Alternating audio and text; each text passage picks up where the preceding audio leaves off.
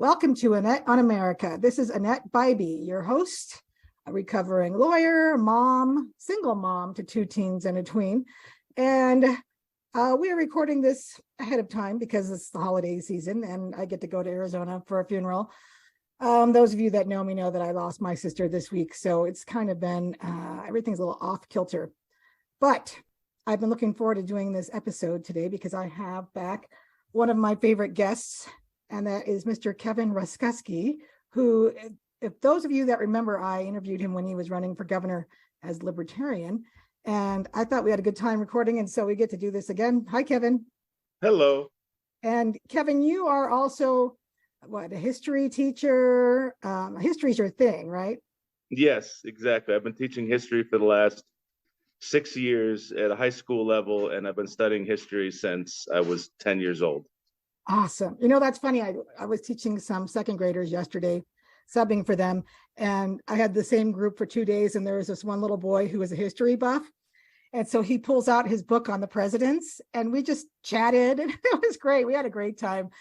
It's not often you get to talk history with a second grader. Exactly. Come up to me and ask me, and he'd say, did you know Alexander Hamilton's son also died in a duel? What? No, I did not know that. And he would bring his book over to me and then I would Google, and yeah, it was fun. That was a good time. I know. I learned that this year too. I did not know that either. Well, because I haven't seen Hamilton, and I guess if you've seen Hamilton, then you know that. So I guess I'm a little behind on that. Have you seen Hamilton? I have. I saw it with the students. Was it worth watching?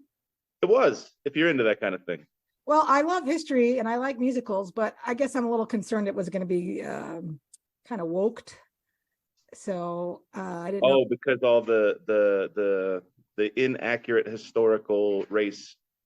Is that Exactly. So I didn't know how far that extended into the actual story. No, it from my perspective, it didn't affect the story whatsoever, and it was historically accurate. So all right, it's worth a good watch. Oh, good. Well, then I probably will check it out. I think it's on Netflix these days. But yeah, you know, they've done that with a lot of movies. At first I couldn't understand what was going on. I saw a movie, oh gosh, I think it was last Christmas, and I cannot remember who it was about, but it was set in the 1800s in England, right? And sort of the upper class. And I was really confused. It was like, why is there a Black woman playing this part as this upper class woman in England? And it was only later that I found out that Hollywood had decided they were going to start putting in people of color in these roles, regardless of whether it made any sense, just to meet like a quota. And so now that I know that's happening, I'm just like, okay, so I know what's happening. But for that movie, I was so confused. I'm like, I don't understand what's going on. Like, why are these people, this is not the way England was in the 1800s. It just didn't make sense. Just discombobulating. But so I thought maybe Hamilton would be like that, but it doesn't sound like it. So, all right. So kind of the theme that I settled on for today after we talked about what we wanted to talk about is, what are the greatest threats to peace and financial security in our country and in the world going forward? Kind of a heavy topic for right before New Year's Day, but I think a good one. And so I thought we would start talking about China first, since you seem to be the guy who's super knowledgeable on China. I read a really big book on it a few months ago, but I don't have the history down like you do. So where do you think we should start with our discussion on China? Well, I guess if we were to discuss modern China, it would start in 1949. That's when the Chinese Communist Party finally takes over. And so in the prior to World War II, the Chinese had been in the midst of a civil war between the nationalists and the communists. And Mao Zedong and Xi Jinping, no, not Xi Jinping, he's the new guy. But Mao Zedong, he's the Chairman Mao. He's the big communist leader who ends up winning the Civil War with the long march, the 3,000-mile march during the Civil War period there. That's what they're well known for. So right before World War II, right before Japan invades around the 1940s, World War II, 30s, 40s, is the civil war between the Chinese Communist Party, the one that's in power now, and the nationalists who were supported by the West, America, Britain, France, the big powers. And so the nationalists were winning the civil war prior to the Japanese invasion. Then all the support that the West was giving the nationalists kind of faded away because World War II was absorbing all of the resources. So the Chinese and the Chinese communists and the Chinese nationalists, they both end up kind of surviving World War II. The Japanese take control. There's all kinds of stuff going on there. The rape of Nanking, all that. We could do a whole topic on that. But right after 1945, World War II ends, the Civil War kind of picks right back up, and the nationalists are still on top. And then over a series of military foofara or whatever happens, the communists end up winning. So 1949, the Chinese Communist power, the CCP, the one that's in power now, the one that the people are screaming, and the CCP, if you watch the videos from China now, you can see people shouting down with the CCP. So that starts in 49. And then there are a series of events to bring China into the modern world. They have So hold on just a sec. So the nationalists then go to Taiwan, right? Yes, correct. Yes, I forgot. So they become the Taiwan ROC, Republic of China, right? Yes. Okay. I took a class in college way back in the day. It was called China, Japan, and the Koreas. Can you imagine one class on all that? Ooh. But yeah, that part I do remember. And so we now have the democratic Taiwan and the communist China. And it just makes you wonder what would have happened if World War II hadn't started and the West was able to continue backing the nationalists, like what China would look like today. Oh man, that's a good fantasy. Yeah, I mean, who knows? I mean, maybe a bigger version of Taiwan. Yeah, that would be amazing. Anyway, continue. And so, yeah, thank you for bringing that up, because the nationalists then flee to Taiwan and essentially get left alone by the communists, because the communists are worried about, like, they need to solidify their power. And so Taiwan kind of develops on its own. And that's where the tension starts today they have, that's where everybody's saying World War III is going to start either in China or in Ukraine. And the reason why it would start in China is because the Chinese, the mainland China, still claims Taiwan as theirs. And right. So they don't even recognize Taiwan as a separate country. No. If they have maps that show Taiwan as being part of China.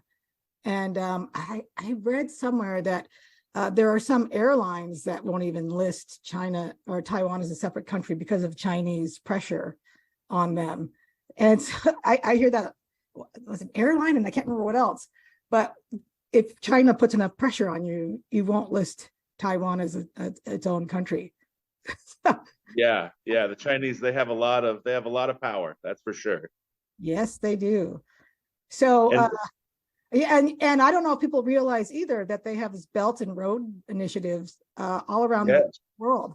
I taught a class on Pakistan for like 7 years, and they are all over Pakistan. I don't know if people realize that. And now Afghanistan, since we pulled out. But in Pakistan, they have built roads that go down to the port there, and they built the port of Gwadar so they could have access from China all the way to this port, a land venue to get down there. So it's much easier to cut through China down to get to this port. And they do this. They go into these countries and they build roads and ports, and they give a bunch of money to these governments, and then they own those governments. Yes, exactly, because they own the ports and the roads and the railroads and the infrastructure. So they're going into less well-resourced countries in the Micronesia, it was called at one point, but basically the island nations around in between Australia and China. They have built a lot of infrastructure there, Africa and Pakistan. And so the big allies that China has are Pakistan, North Korea, Russia, and there's a fourth. And I'm blanking on the fourth right now.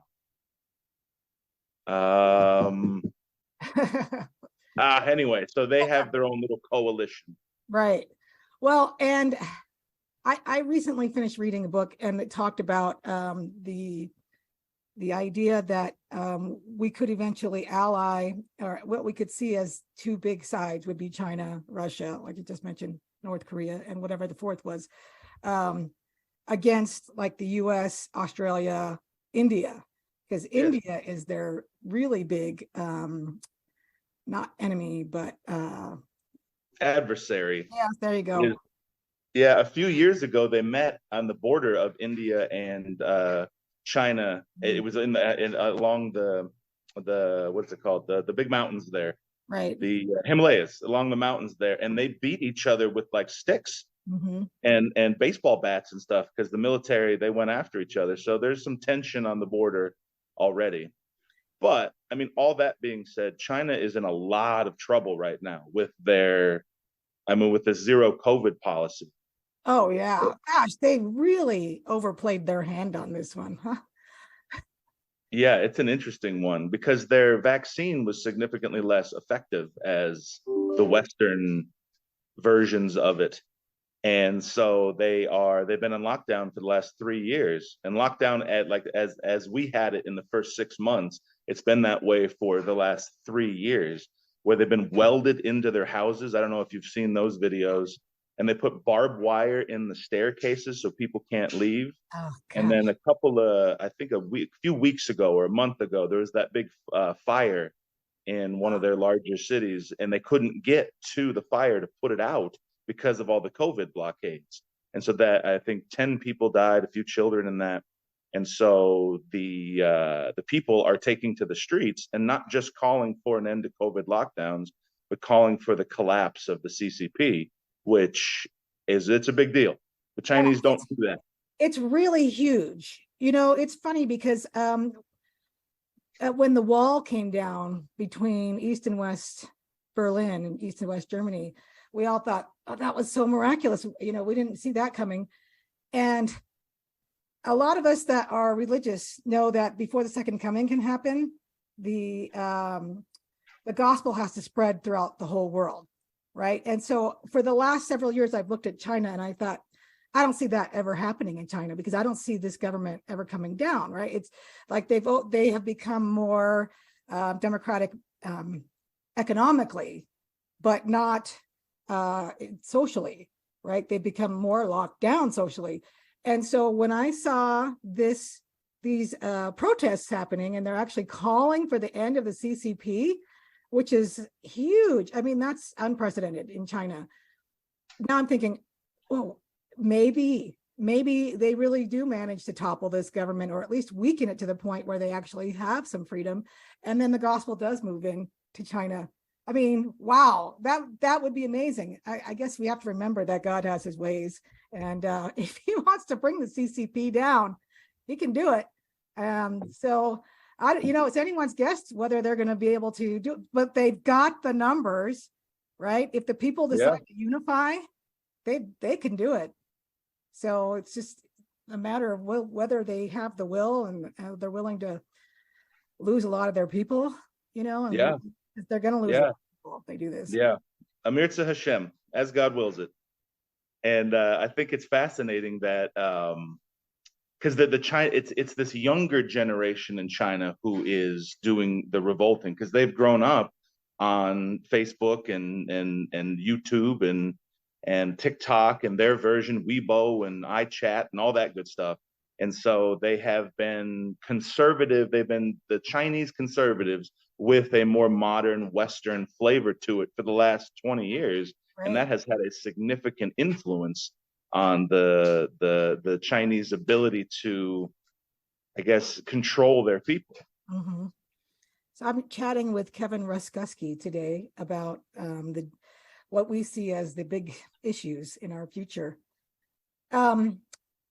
Yeah, what's funny? I watch K-dramas on Netflix, and for people that don't know what those are Korean dramas, and they are awesome. And so I branched out into Chinese dramas recently, and you watch these, and there's not a lot of difference between the Chinese dramas and the K-dramas except for language, but the people are portrayed in the same way. It's usually young 20-somethings, but I'm always carefully watching if there's ever going to be any kind of a mention of the government there. But nope, so they've got people on that set. Like the CCP has got to have people on these sets to watch to make sure there's no mention, because you watch this and you just think, wow, what a lovely, fun country to live in. It's, so democratic and they're doing really well. And there's no hint at all of what's going down. Of course, I think most of this was filmed. I don't think I've seen anything from after 2020. So okay, so that would make sense. I don't know if they've even filmed, if they've even tried. I don't know how you do with that many lockdowns. But yeah, and I mean that's another issue with all of this, because everyone's been in lockdown, and most of the manpower that creates the things that we wear and drive in and hold on to, I mean, most of it is made in China. And so I know that big Foxconn factory, the Apple, they were the Apple sweatshop, quote unquote, if you are so inclined to use that word, or factory where the people live, eat, and sleep there. They shut down as well. Like they had a big protest there, and so the new Apple, whatever that's coming out, that's way behind now because of these protests. Yeah, I think that was one of the big reasons why these protests were happening as well, was because they promised the people that, I think it was at Foxconn, they wanted them to come back to work, and they promised them a bonus or something, and then they got there, didn't pay it. And so, is that right? Yeah, that's why. And so these protesters are like, so I think it's been kind of I don't know what you call it, but like a volcano ready to erupt over there for some time. And finally, enough things happened that these people who, like you said, are younger and are more attuned to what the world looks like are saying, hey, we don't want anything to do with this. We're tired of this. So it's going to be really interesting to see where this goes. Are they still actively out there in the streets? I haven't really checked for a while. Last I checked, yes, they were. As of last week, there were about 80 cities that were protesting or had protests in them. And I know YouTube is restricting a lot of the videos because they have a lot of business interests in China. Oh yeah. And so you have to really dig deep to find the anything accurate going on in China. Yeah, but it's still out there. Sorry, what were you saying? Oh, it's out there though. You can find it. Right. Also, I don't know if people realize about TikTok. I don't think most people realize, well, for one thing, that they just use that as a way to get information off of your device, your phone, because it's Chinese government owned or operated at least.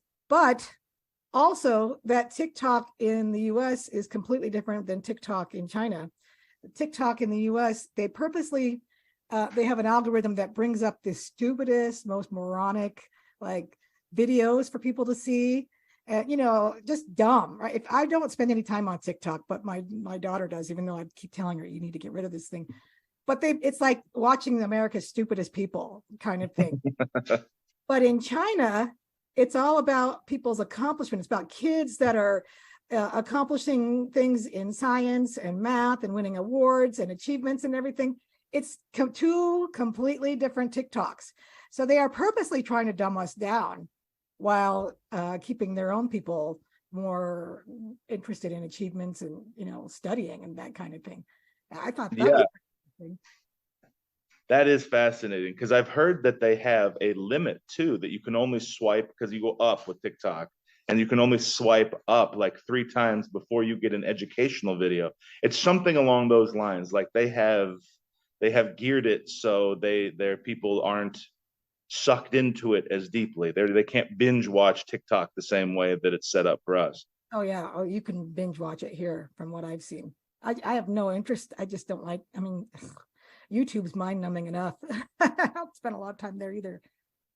But and Apple is tightly in bed with China. I don't know if you know that during these protests, they also took down or disabled an app, and I can't remember what it's called though, on iPhone, that allowed the people of China to communicate with each other without going on the web.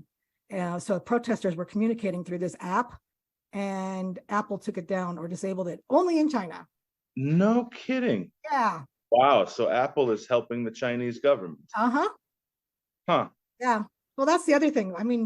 we could spend a whole lot of time on this too, but we have so many people here who are basically purchased by the Chinese government, including lots of politicians and scientists and corporate heads, things like that. China's got money.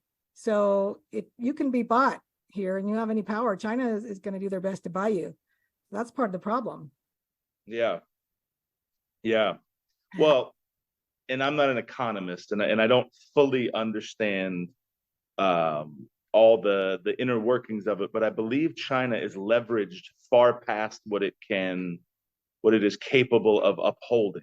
That's what I So hear. it I hear they're seems in real as though trouble. China is doing quite well, but I think they're about to collapse in the weight of just because they've grown so fast.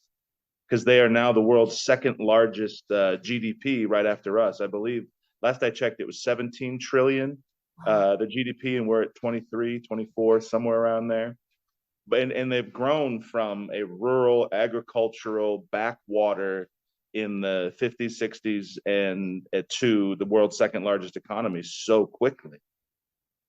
Yeah, And so, I've heard they're in real trouble financially as well.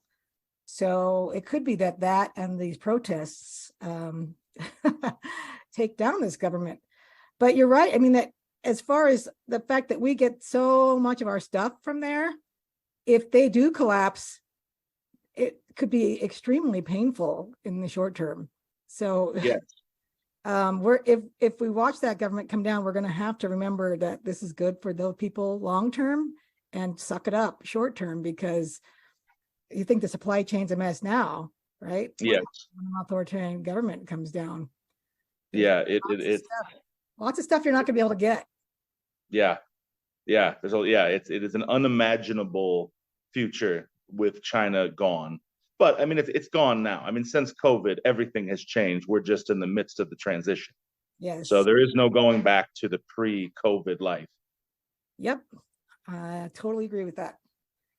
So China, North Korea, they're tight allies. Do you think North Korea is a huge threat to us, or are they just sort of a paper tiger? They have the capacity to cause a lot of damage. They have a very large military with most of their stuff pointed at South Korea. Mm-hmm. But a lot of their military, most of their money is spent on their military, and they don't export very much. They are a holdover from the Cold War. The Korean War started in with the Soviets supporting North Korea and Mm-hmm. America and the West supporting South Korea, Mm-hmm. and basically it was the what do they call it in history? Oh, I'm blanking on the term. I'm so sorry. But anyway, where the Soviets support the North, it's the typical Cold War where Right. the Americans and the Soviets are not fighting each other, but they're fighting through a proxy. And Proxy so war. that's what the Korean War was. And the holdover is that North Korea is, I guess, empty, as was like, because it's a communist dictatorship with the Kim Jong Un, Kim Jong Il, and Kim Il Sung. Those are the only three who have ever ruled that country. And so, I mean, who's to say? They have a huge military, but they don't really have very much else. Right. And from their perspective, what I've heard is that they just want to be treated with respect. They want to be on the global stage. It's like the little brother who just wants to be had some attention paid to them. But also happens to have a few nukes in his pocket. So it's a little Yes, yes, exactly. it's Exactly. like they just want food and money as well. It seems like there's always this threat, you're going to help us or we're going to bring our nukes out. And so that's Yeah. because they're obviously starving over there. So they've got to have some way to bring some kind of resources in. Well, and the Korean Peninsula, that's a whole interesting, we could spend a whole hour on that. I lived over in South Korea for 6 or 7 months back in the 90s, teaching English over at a Hagwon there, which is a English as a second language school.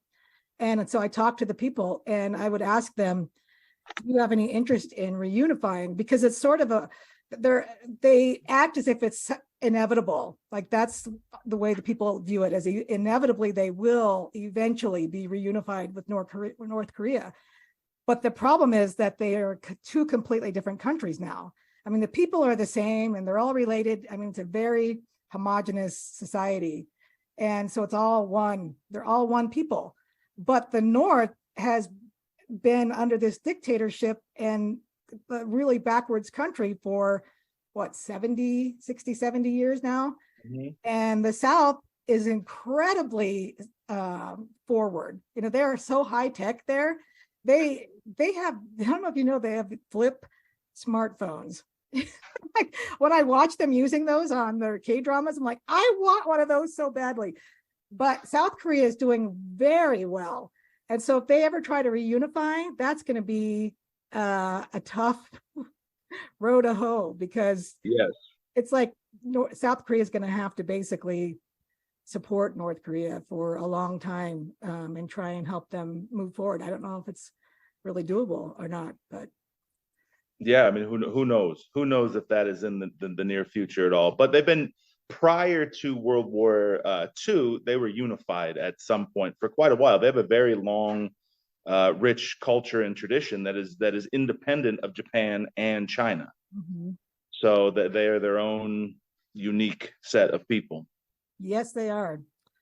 All right, so we are coming up on our halftime here. And so we are going to take a break and then come back and maybe move on to a different part of the world. But this is a great discussion. So I'll be back with Kevin Ruskusky in just a minute.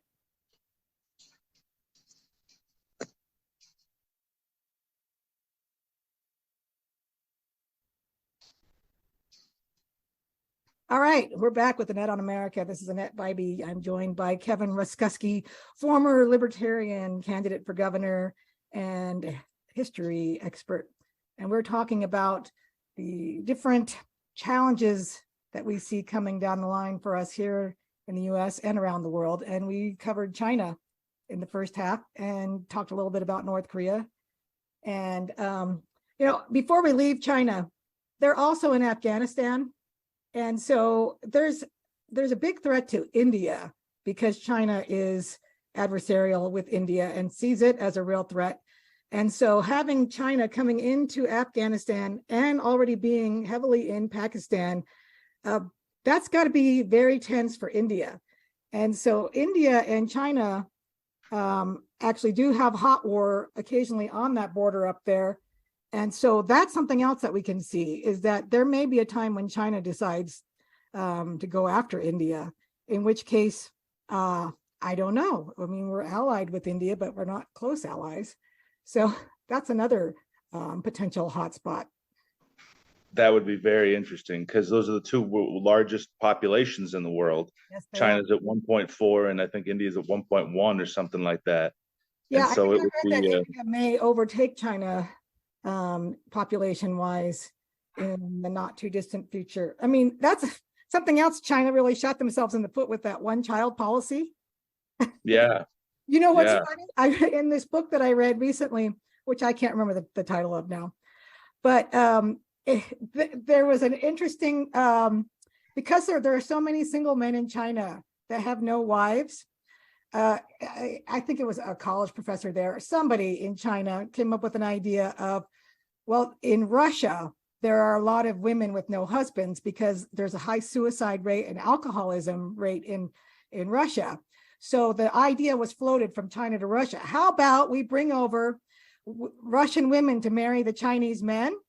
And the Russian women, they took a vote and they said, no, they would rather stay single for the rest of their lives than marry Chinese men. I thought that was so interesting. But well, at least they have some democracy. Yes, they did get to vote on that, right?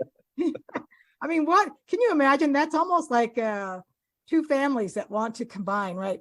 Like it's a way to ally China and Russia closer to each other, right? We're going to intermarry, and then we're really tight, right? Wouldn't that be interesting? But the Russian women put the kibosh on that. So what do you think? Probably for the best. China and Russia, close allies, big threat? Well, I think since the sanctions went down with the invasion of the Ukraine and earlier, and was it 2021? Is that when the Ukraine war started? Yeah, it seems like it last year, right? Or was it earlier? Yeah. Anyway. Yeah. So since all the sanctions, a majority of, I think it was 80% of Russian energy is now being sold to China. Wow. And so it's something along those lines. And so that's a substantial economic tie between those two great powers.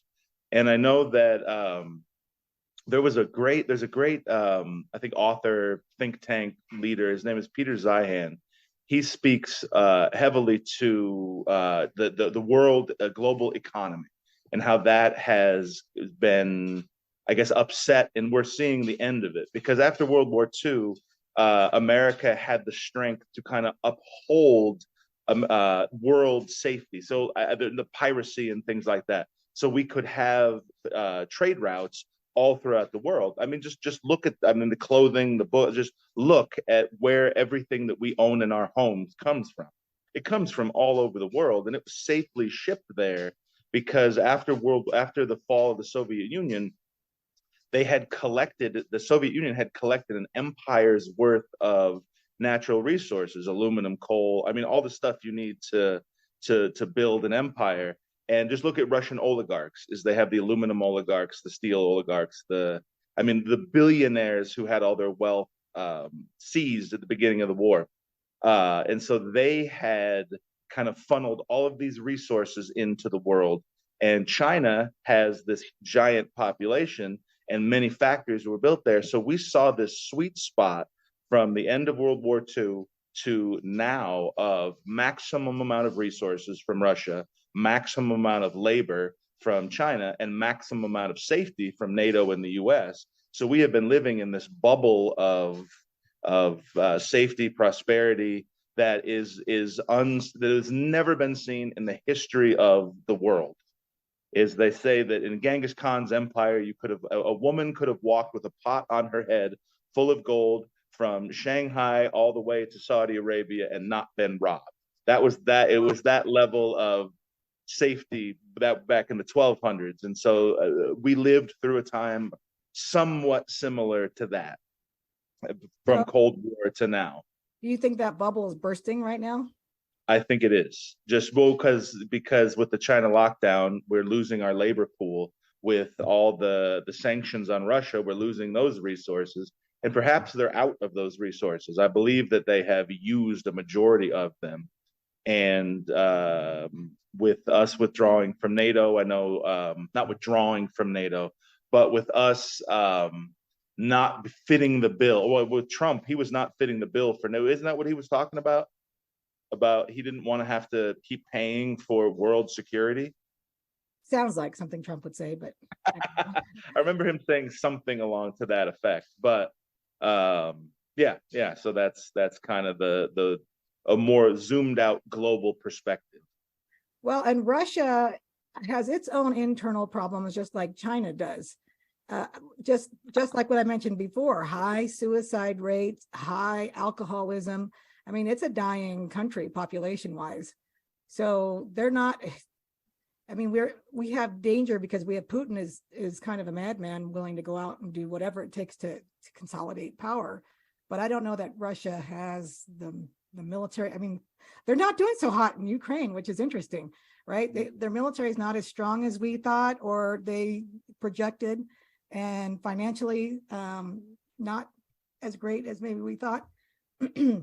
So what do you think as far as the whole Ukraine thing goes? I mean, was it a mistake to talk about allowing Ukraine into NATO? Because that kind of started this, right? I think I have a very different opinion on the Ukraine Russia than is popular in modern culture. Is I think that Ukraine is not necessarily the good guy in this. It's like having a low-level mafia member complain to you that they're being bullied by a higher level mafia member. Uh-huh. And so it's not, yeah, I don't know, it's like Al Capone is bullying you and you're still part of the mafia. I can't think there's a better analogy out there, but like Ukraine is not the good guy in this. They're the bad guys in Fievel. They are the Cossacks. The history of Ukraine is long and rich, but I think that it is not America's job to get out there. And what didn't they just give $50 billion the other day I to? think so. Yeah, they're still doing that with the bill where they finally took the vaccine mandate off of the military. That was the same one where they gave a lot more to Ukraine. I just saw this meme yesterday on Facebook, and it has this man coming up behind his woman, and he's like, and he's got the Ukraine flag on him, right? And she's got the US flag on her, and he comes up behind her. He's like, "Oh, babe, I need some more money," and she's like, "Oh, go get my purse." And it's like, yeah, it's kind of a sick, right, relationship where Ukraine keeps wanting money. And because for some reason we've committed to this war, we just keep handing it over. And Ukraine is one of the most corrupt countries in the world, financially speaking. And so you have to wonder, is this all just a big money laundering operation? Or what? What is our motivation for staying over there? I mean, is it the threat we're trying to avoid World War III, and so we think that this is it? We've got to take this stand. That seems that must be the only rationale I can see for continuing to just throw money at this thing. Is that there's a big concern that if we don't, Russia's going to come in, take over Ukraine, and keep going. I mean, but I hear that excuse, but they can't even take on Ukraine. I know They are, that's funny, and so how in the world would they take on Poland or whatever's next? right? Because if you look at the Soviet, I keep calling it the Soviet Union. If I you know, look at Russia, right? there are 9 defensible gates of the Soviet Union, is what they call them, because Russia has been invaded by so many times over history. And so the Mongolians came in there and messed them up. The Germans came in there and messed them up. So they have big flat stretches that they call it an ocean with no water in it, the Mm. steppes. And so it's super easy to cross. And so the Russians need static boundaries to defend, because the enemy can get right into the heartland of Russia without any sort of natural boundary. And so that is one thing they've been talking about, that Putin is trying to extend those gates, because they only control one of them, and I believe that's in the Baltic. And there's a total of 9. Wow. And the only time all 9 have been under Soviet control was under the Soviet Union. And so they're saying that one of the theories is that Ukraine is one of the gates. Putin's going to close that gate, and then who knows. But something else I've heard is that this, from an American perspective, is a way to get rid of all of our old stock of weapons, because we're not sending them our good stuff. We can't. The Ukrainians aren't capable of using our tank battalions or air force. And so we're sending them the Stinger missiles and the Javelin missiles, our anti-tank and anti-aircraft equipment, to kind of feed the beast of the military, industrial, and political complex. Interesting. And so, because of the 100 biggest defense contractors, Raytheon, Boeing, Ball Aerospace, people have heard all of them. But of those 100, I think the top 50 are all American, or maybe like 37 of the top 50. And they're the ones who are getting this money. So I'm not 100% sure on this, but I think the way we're giving money to Ukraine is the same way we give money to Israel, where we give them the exact amount. So if it's like $3.2 million for a tank, we give them $3.2 million with the condition that they spend it on this tank from GM or whoever our contractor is. And so it's a very interesting, what do they call that? It's a self-licking ice cream cone, where it's just to feed the beast, so to speak. I mean, Eisenhower warned us about this in the 50s in his Dwight Eisenhower in his farewell address, as I recommend everybody read or listen to that. It is a powerful piece of American history that he warned us about, and it's happened. Interesting. What, the military industrial complex? Is that what? Yes. Okay. Yes. So I wonder what do you see for resolution to this? I mean, how much is we have to spend X number of dollars before we decide we're done, or is Russia ever going to back off? I mean, I personally think that this is pushing Russia into a corner, because they still have nukes, and a lot of them. I believe they have like 7,000 nuclear weapons, given they're from the Cold War era, but they still blow up the same. Mhm. And so we're pushing Russia into a corner where they have no other alternative. I mean, I've heard stories of like the recruiters who are Russian recruiters who are trying to go get more soldiers getting shot at, like Wow. trying to, and people are fleeing Russia. I heard some statistic like 4 million because they can't go to any other country, but like I think there's Tajikistan, Uzbekistan, the old Soviet republics to the south of Russia. They can flee there, and I think 4 million or so people have. And it's the educated elite of Russia who are leaving. The young people, the ones they want the most in Russia, are the ones who are leaving. So they're in a lot of trouble. Brain drain. Yes, Yeah. yes, Yeah, that's not good. That's not good for Russia at all. So they're becoming weaker through this whole thing, yes. which is not good. When totalitarian countries like China and Russia become weak, that's not good. That's not good for the Mm-mm. rest of the world, because then they start doing desperate things. So that's interesting. So and Russia and Ukraine both grow wheat, right? So Yes. Number one and number five of the wheat producers in the world. exporters, obviously. So do you see some Yes. shortages coming down the line here? Oh, Some, without a doubt, because Russia is also targeting the agricultural infrastructure of Ukraine. And so this could lead to some global famine. I mean, we're very blessed in America, as God has blessed this nation tremendously. We have the Midwest and the corn belt and the wheat belt, and we are as blessed as we could possibly be. But many nations are not, right. and they rely heavily on Ukrainian wheat and Russian wheat. And another thing is the potash that is the primary ingredient in fertilizer. It's Ukraine's the number one producer of that, and that's being targeted and blown up by the Russians. It doesn't make the news very often, but it's I mean something to be aware of as we move forward. Yes, and at the same time, we have a lot of these countries trying to, I think, which country was it? Anyway, they're telling farmers they have to stop using nitrogen in their fertilizer, and they're shutting down a lot of farms, all in the name of climate change, climate Yes, activism. And so that seems pretty scary and suspicious that, they're trying to shut farms down. Like, really? Like, you're more concerned with the environment than with people eating? I mean, yeah, work yeah, we got to work on environment, but not at the expense of people getting food. yeah. It So is it is a fascinating time to live in. it is. Speaking of which, let's totally shift gears now and talk about AI, because Oh boy. it's something that's coming down the pike. I mean, it's here, but it's going to become much more prolific, especially when you pair it with the fact that Elon Musk is making humanoid robots.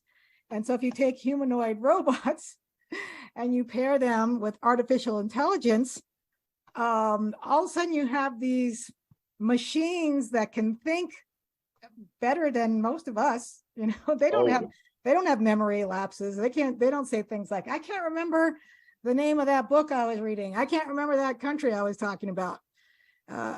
This is going to present huge dilemmas. This could either be the best thing that's ever happened to us or the worst thing. And it could start out as the best thing, where they're doing all the labor for us and we're kind of hanging out and chilling and enjoying life, and then end up being the worst thing when they decide to take over.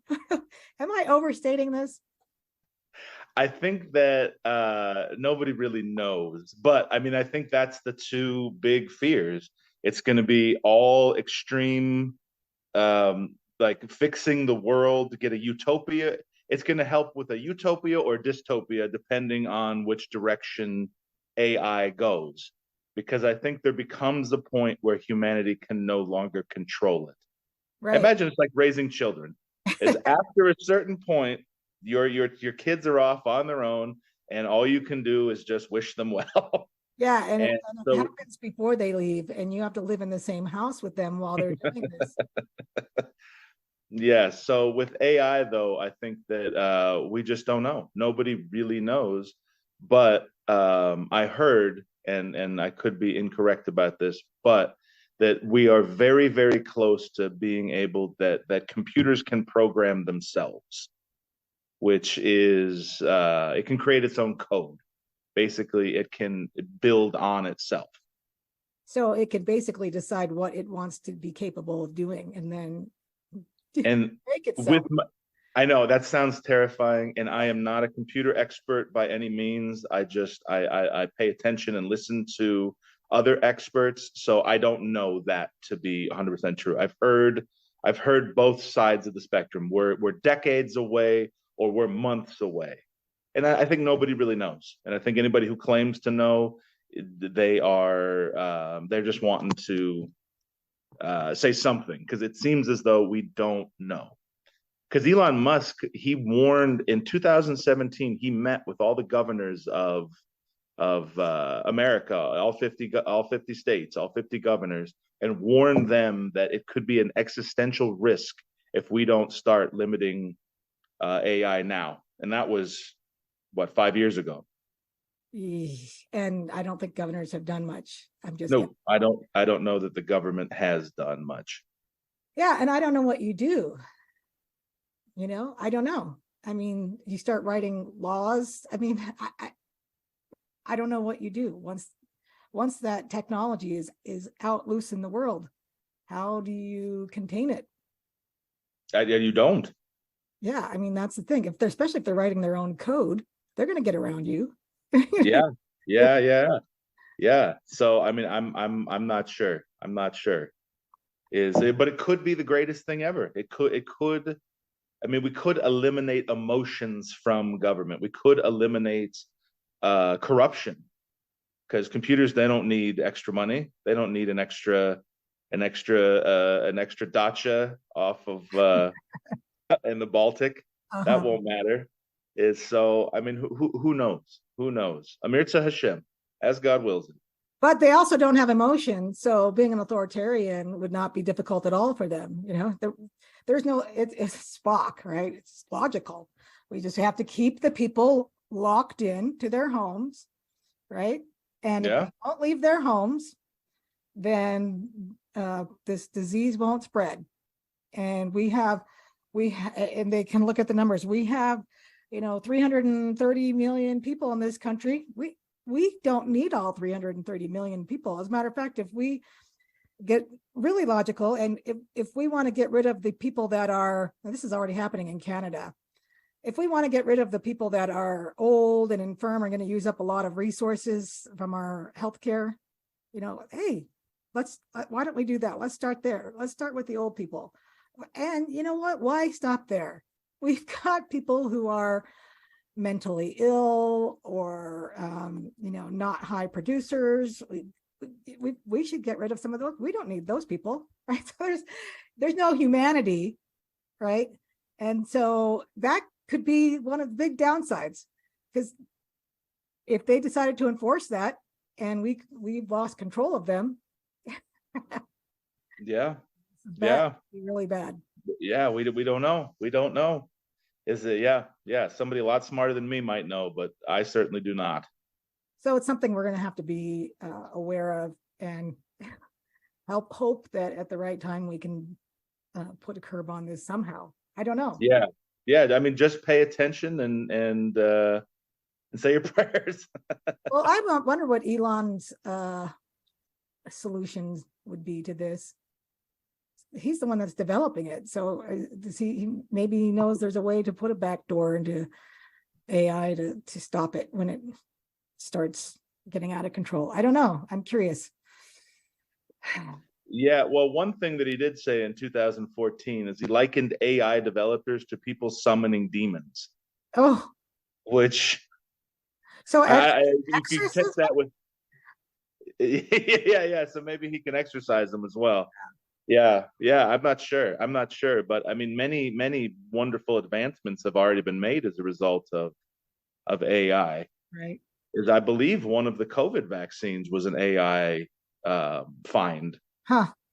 Well, that's the thing. I mean, if it can be used to solve the problems that people are experiencing with age and with other problems like that, solve those problems instead of eliminating the people, and then this really could go one of two ways: Yeah, utopia or dystopia. You're right.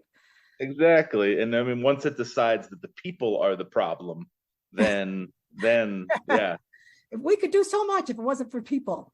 That's kind of like environmentalists that love the planet so much that they have decided that if we could just eliminate people, our carbon footprint, and get rid of us, there's no carbon footprint at all, because they tend to think the earth is the thing we have to protect the most, which is why we see so many extreme policies that are trying to be pushed on us right now with electric cars and getting rid of fossil fuels, which are sorely needed. And so they're trying to get rid of that because they see any kind of taking anything out of the earth as an affront. And that's the only thing that really explains some of that. And the reason I bring that up is because we have this other potential technology that is nuclear fusion. And Oh my goodness, yes. that successful experiment. And, they said we're decades away, but other people say we're much closer to having nuclear fusion, which could replace fossil fuels and solar and silly stuff that's not ever going to go anywhere, like solar and wind. So that could also, that's huge. If we had nuclear fusion that actually gave us all the energy that we could ever want and for super cheap, that's a huge game changer for the planet. And I can't imagine artificial intelligence didn't have some role to play in finally cracking that code as well, because we've been tinkering away with that for quite a while. And recently I don't know that to be true, but I think it's a beautiful thing because we get free energy. What I've heard is however they did it, they put 2 megajoules in and they got 3 megajoules out. So that is limitless energy. Right. Yeah. That's hugely game changing. All right, we're all out of time, so I want to just read one of my favorite news stories here. You've been listening to Kevin Ruskusky and I, and now I'm going to talk about Zelensky. And there's a picture of Zelensky with a bell and a bucket. And it says, Zelensky spotted ringing bell next to red bucket outside U.S. Capitol. Only a day after his address to Congress, Ukraine President Volodymyr, I can't even say his name, Zelensky was seen ringing a bell next to a red donation bucket while standing outside the entrance to the U.S. Capitol building. Sources say it's yet another attempt to seek money for his nation's war effort against Russia. Every dollar is vital to our righteous cause, Zelensky was heard telling lawmakers and other staffers as they entered the Capitol. The tens of billions of U.S. taxpayer dollars you have sent thus far is simply not enough. We require more funding for munitions, vehicles, government salaries, and my wife's shopping trips in Paris. Please, this is of the utmost importance. Senators and members of the House of Representatives were seen eagerly digging into the pockets of members of their entourages for spare cash and loose change, while making sure the nearby media was able to capture images and video of them making their donations. To deny President Zelensky the ongoing funding he so desperately needs is truly evil, said outgoing Speaker of the House Nancy Pelosi, as she commanded one of her aides to place money in the bucket on her behalf. Anyone who is unwilling to give more money to Ukraine clearly also hates the United States and everything decent and holy in this world. At publishing time, Congress was believed to be working on increasing taxes so they could give more of the American people's money away, while Zelensky was overheard asking members of Congress to provide him with an even larger bucket. So that pretty much says it all. They have a lot. Thank you, Kevin Ruskusky, for coming on the show. Thank you so much, Annette. You're welcome. Thank you, listeners. And everyone, have a safe and happy new year. You've been listening to Annette on America, where freedom lovers gather.